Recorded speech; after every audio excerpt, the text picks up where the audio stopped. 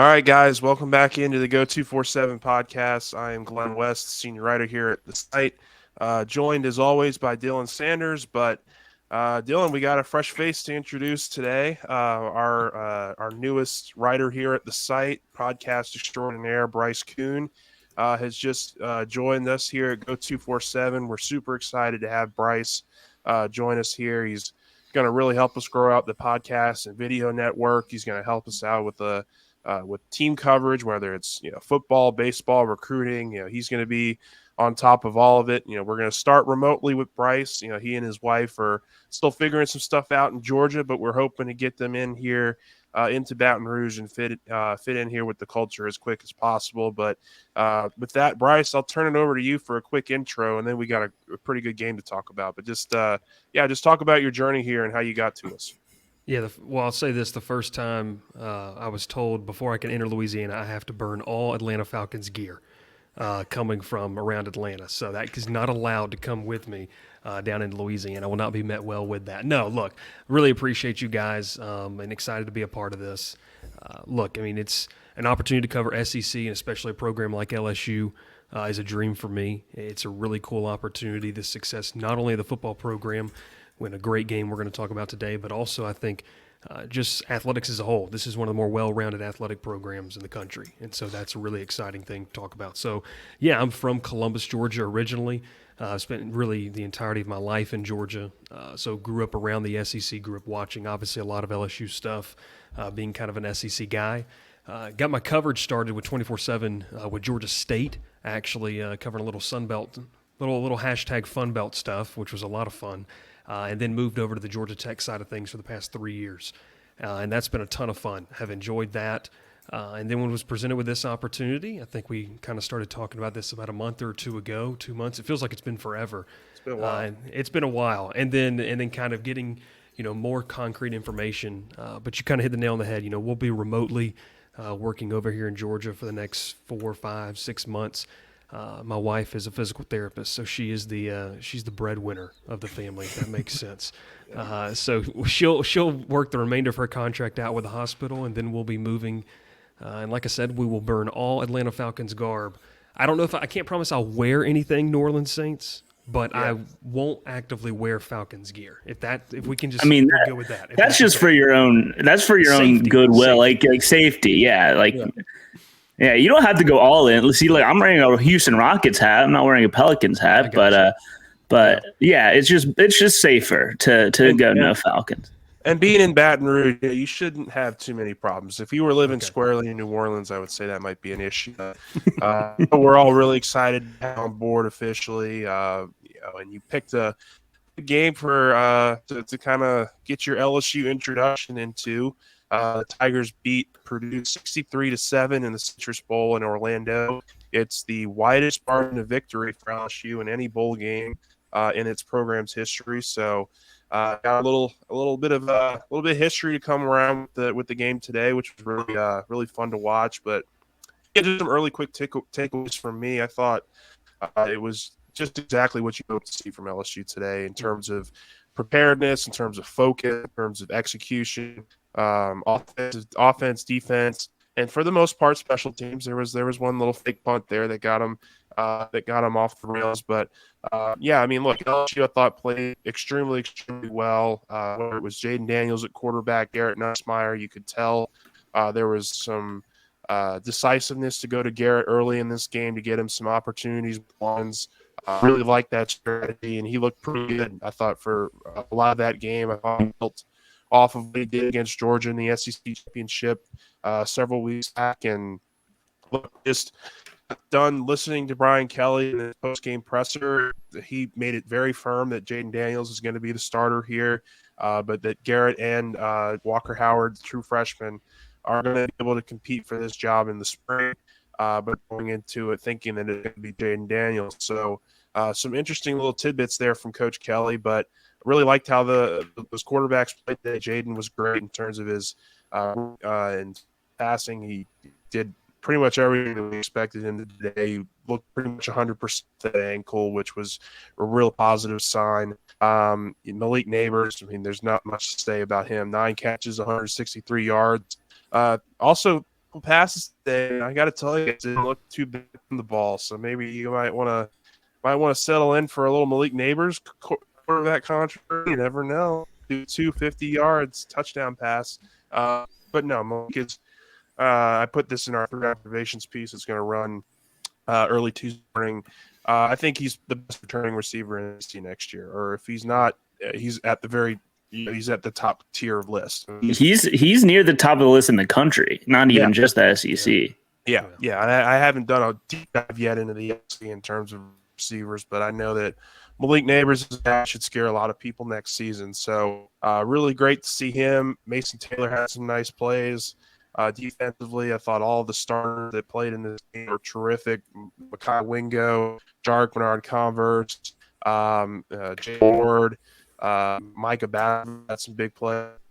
I guess we'll just do a little table thing here.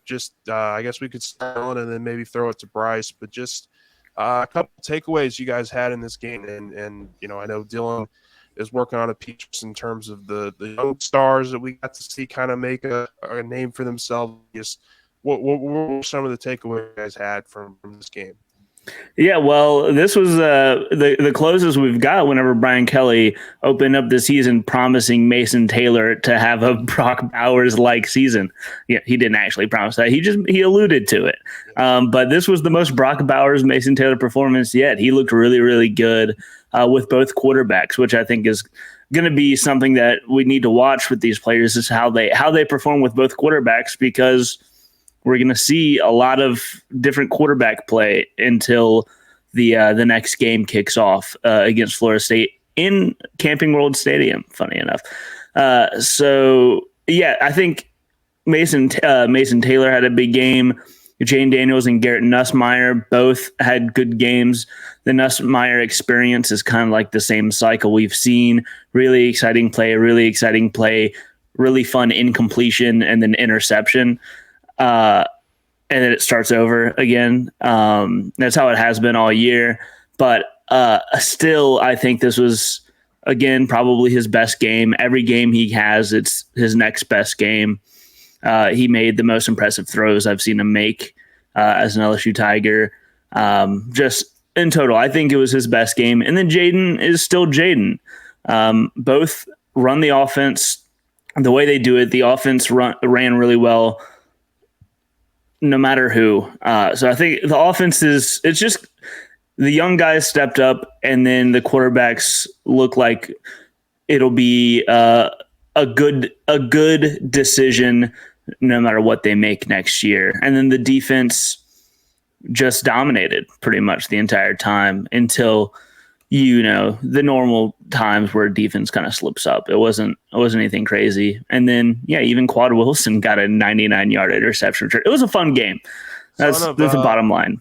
Son of running backs coach Frank Wilson, who actually drew the last running off field penalty of the game. So excited for his son to get a 99-yard touchdown turn.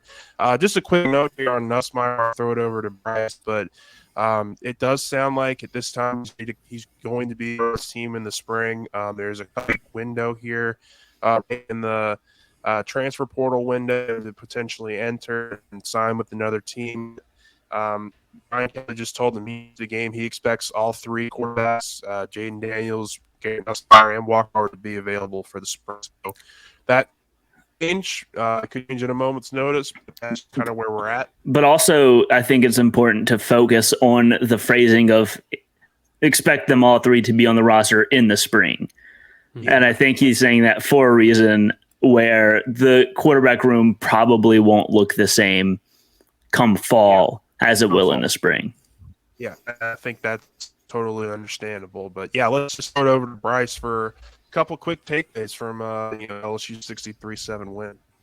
Yeah, I mean, you highlighted this, and I kind of pulled from it in my article this morning about, what does this team need to do? And I think this was a team, when you looked at it and you saw it on the field, I mean, Purdue was undermanned. I mean, there's no question about it. They were missing a lot of key pieces, but still, I'm not in the camp, and I think, Dylan, you hit this on, one of the articles you wrote kind of leading into this, that bowl games are important. And this was a really important game for LSU, just in the sense of being able to get to that double-digit win mark. Like that's a huge thing, especially in Brian Kelly's year. But I just liked the attention to detail. I think that was the first thing that I hit on in my article was the small things. They just did those. Yeah, they had the celebration penalties, but it's a bowl game. It's kids just got done with finals and everything, and they're finally getting to go on a trip, getting kind of the stress-free. And look, they had fun. I mean, Dylan said it was a fun game for fans, for us watching it, and for the players as well. So I loved that.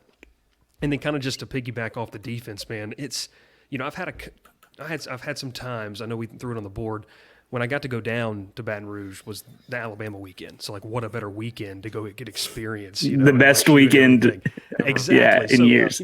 I got to watch that game. I got to watch the SEC championship game, and then obviously this game. And I think just the potential of this defense has me excited.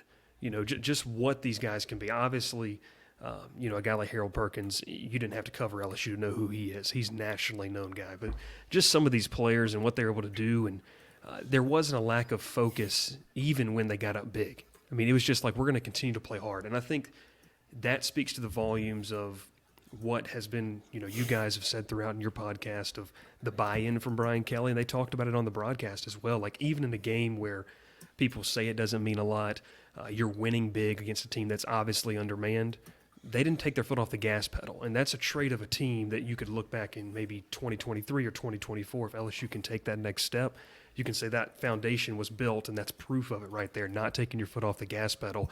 And because like Dylan said, the drives where they scored the touchdown, it wasn't anything that was concerning. It's, there's some backups in, there's guys that don't get a lot of normal playing time. It's just one of those things that happen late in a game. It's hard to shut out teams at this level in college football. Like, that's a hard thing to do. So I was just really impressed with the focus, the attention to detail, and then kind of piggybacking and off what you said about the quarterback situation. I mean, no matter what happens, and I got tested already on the boards once with this question. I love how y'all joked about it. Like, man, just throwing it right to the wolves with who do I think should start at quarterback? But I think it's one of those things where whatever happens, whoever lines up in that same stadium, in September is going to be better for it. Whatever happens because of that competition. It's a good problem to have. A lot of other programs, 120 maybe, would love to have the same problem that LSU has. And look, while Daniels right now, I mean, I think the biggest case I've heard to Jay about, being starter next year is an extra offseason now so they can build that continuity with not only just neighbors. I mean, you see the relationship and the rhythm and the time that he has with Millers. They can spread that around to other guys like Brian Thomas, continue to develop with Mason Taylor, exciting young Aaron Anderson in from the transfer portal, and then Lacey and Landon Ibieta, all the freshmen you're bringing in as well. There's a lot of opportunity there, I think, and I would probably take a pretty hurt rise for either Esmeyer or Howard to pull this thing out and to nudge Jaden for the starting spot. But again, I think this quarterback room is really great. Even if you lose one of those guys after, which I would expect you probably lose one of the three in terms of who you have just out of time sitting behind. So I mean, it could be really interesting. This all plays in spring, but I'm you, Bryce. The thing that I wanted today from LSU was just know back in terms of how they perform, how they execute this game. A month is a month. That's a lot of time to go at a game. You're going home to your family in the Christmas break. You're arriving in Orlando and having days at Disney World and all that stuff. But I think see the focus there in between. You can tell this team was prepared well. They practiced hard. They survived without a major injury. Really positive to see. It's indicative of where this is right now.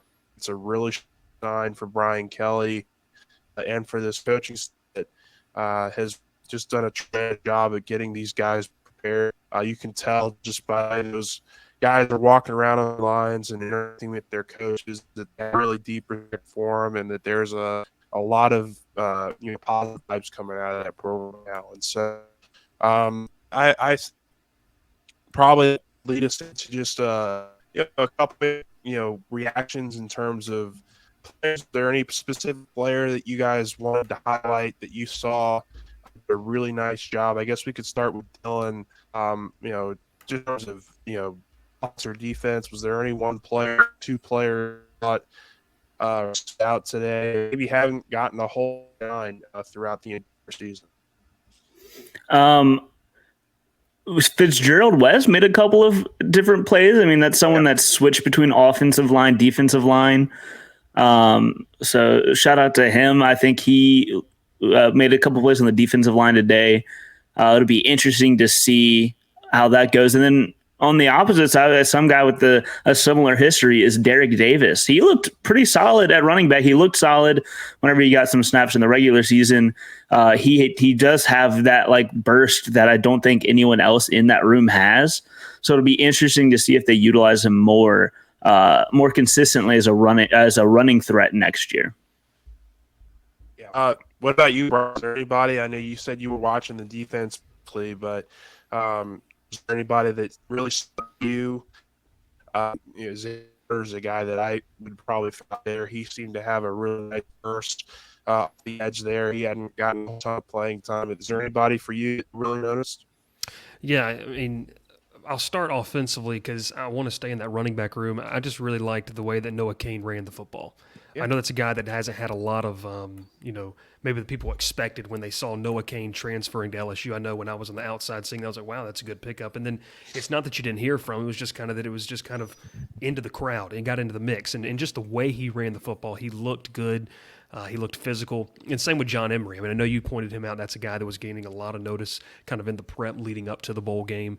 And then I need to make sure, because obviously I'm still new, but the young man that you were talking about, Derek Davis, is he the one that just like trucked the guy into the end zone? Yeah. I mean, very end there. He broke the tackle in the end zone. Yeah. Yeah. So that's great. That's exciting. Derek Davis, a former safety. Okay, safety awesome. The first couple of years here, and he just wasn't seeing the opportunities. Really over to running back about through the season, I think, and he got a couple touches towards the end of the season, early in the Texas A&M game. I believe he got some carries. He got his carries, I believe, in the SEC championship, but today was his big breakout performance, and I would absolutely agree. Did a lot of great things. Yeah, so that's kind of where I said. And then, like, just the defense as a whole. I mean, you can go pick a couple players out. I just liked how they played cohesively. It didn't feel like, and I might be getting away with a little scapegoat answer here, but I like the way that they just played cohesively. Sometimes on defense in games like this, you have guys that really want to be a hero, and I think LSU has guys that can be that, but they didn't feel the need to be in this game. They played gap sound, they played assignment sound football, and really dominated up front. I really like the front seven as a whole, the way they played. Yeah, and I think probably what I'll just add on to all of this is maybe not one specific player or two specific players, but I think you really got a good look at the depth of this team. They had a lot of opt-outs in this game too. I mean, we talked about the Purdue side of things at least to start, but LSU had a lot of guys that didn't want to play because they declared for the draft, and I just thought it was a really strong effort from everybody in the program. I mean, we mentioned it with Q Wilson there with the 99-yard touchdown. He's a guy that's never really played for LSU in any of these games. You can see how much it meant to the team for him to make that play there at the end of the game.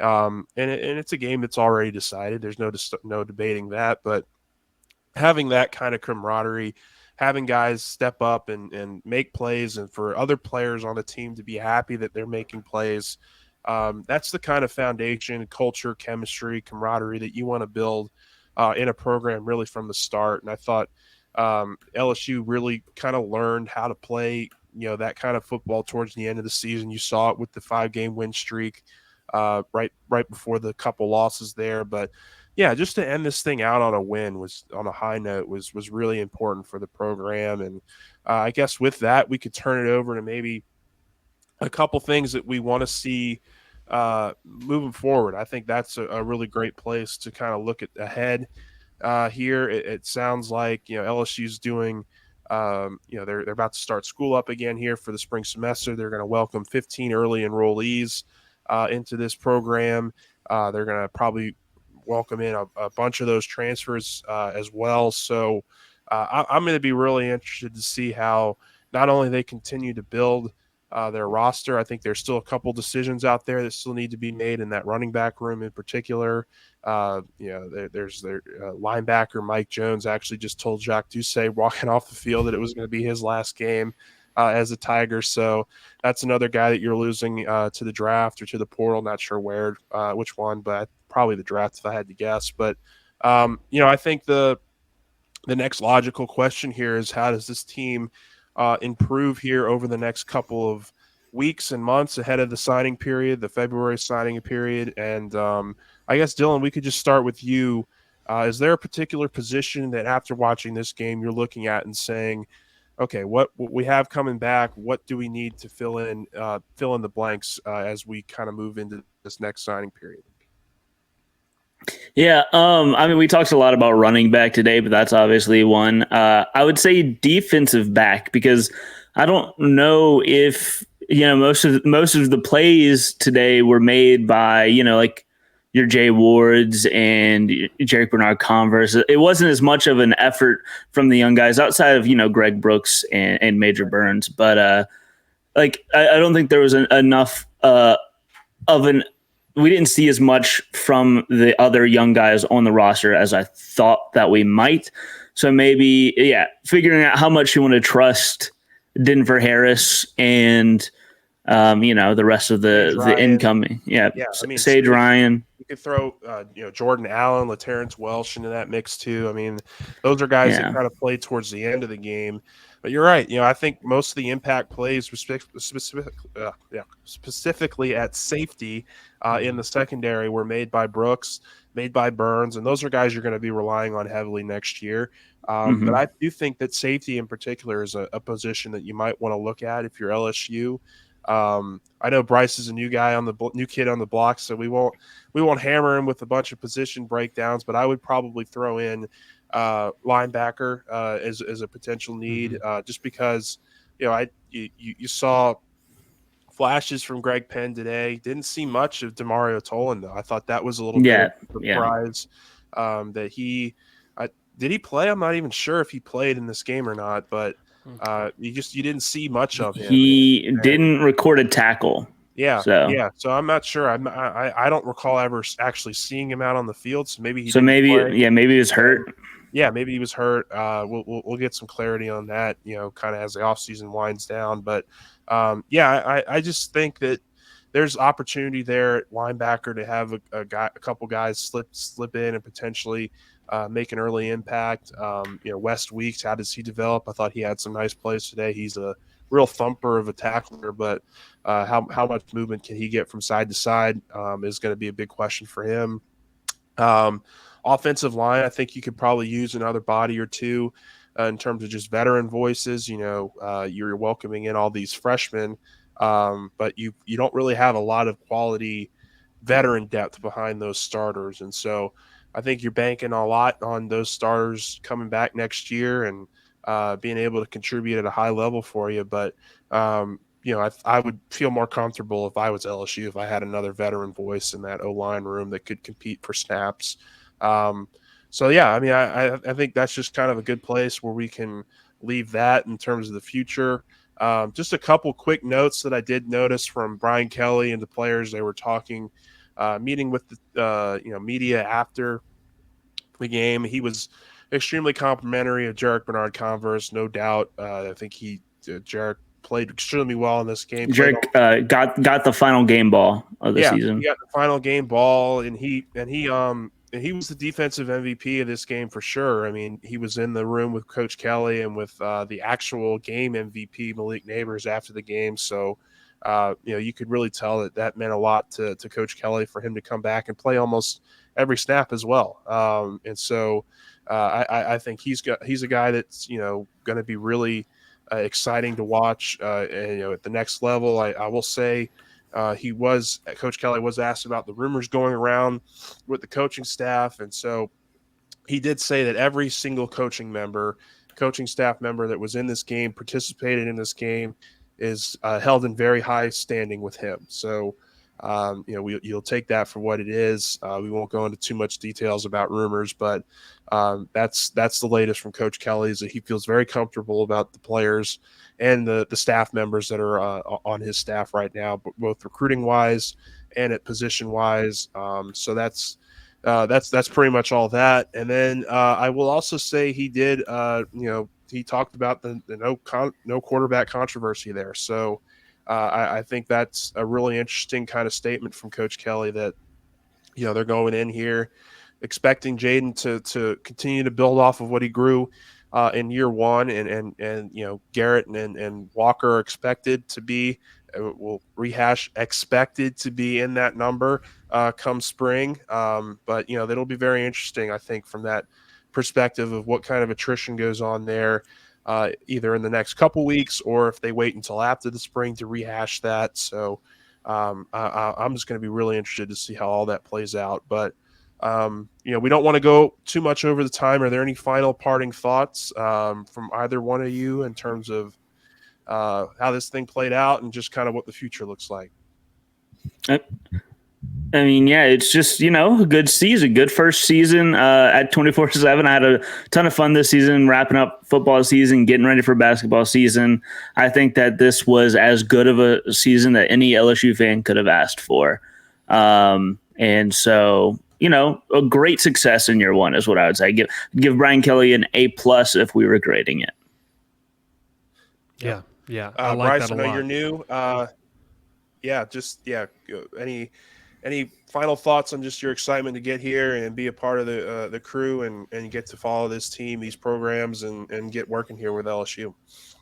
Yeah, I mean, look, I said it in the beginning. It's not often you get a chance to go cover a high power team in football, brand awareness like LSU. But Glen alluded to it, and I think Kevin Ryan did in the board post. Man, I'm pumped for basketball season. Like, I watched the Arkansas game. That was my first time sitting down watching. I was like, all right, let's go. Like, this is awesome. But I'm really pumped for baseball season. Number one preseason. Yep. It's going to be a lot of fun. I'm a big college baseball guy. And so that's going to be a ton of fun. But yeah, excited to get to work with you guys. Excited to kind of grow this podcast and try some different things. And I'd also ask people who listen to this, watch us, let us know what you want, because it's for you. Yeah. And so what they want, we'll try to provide it. And I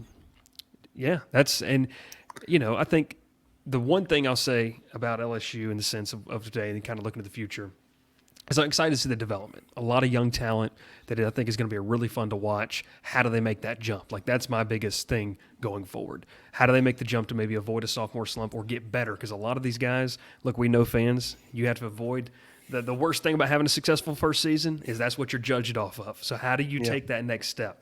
So it's going to be a lot of fun to watch, and I can't wait to get down with you guys, and can't wait to move down there. It's going to be a lot of fun. Yeah, Bryce, you alluded to it, but you're joining in the middle of a three-way race to see who can win the next national championship at LSU between Brian Kelly, Jay Johnson, and Kim Mulkey. So, I mean, all three are possible in the next 2 to 3 years. Kim Mulkey and Jay Johnson are we could see two realistic we could see 2 realistic national championships in the next calendar year, which is crazy to say. So you're joining at the perfect time. There we go. And we're happy to have them. Happy to for all you guys' support throughout this football season. We'll certainly check back in as the week progresses here, and we'll get Bryce, kind of fitted in here with the podcast stuff. And I think I'll probably let him take over the hosting reins pretty soon. I don't know how I'm doing with all that stuff, but y'all done a great job. I've enjoyed it. I've listened to every single one. I was setting you up for that one, so thanks. All right, we'll get out of here, guys. Stay tuned, and we'll see you guys soon.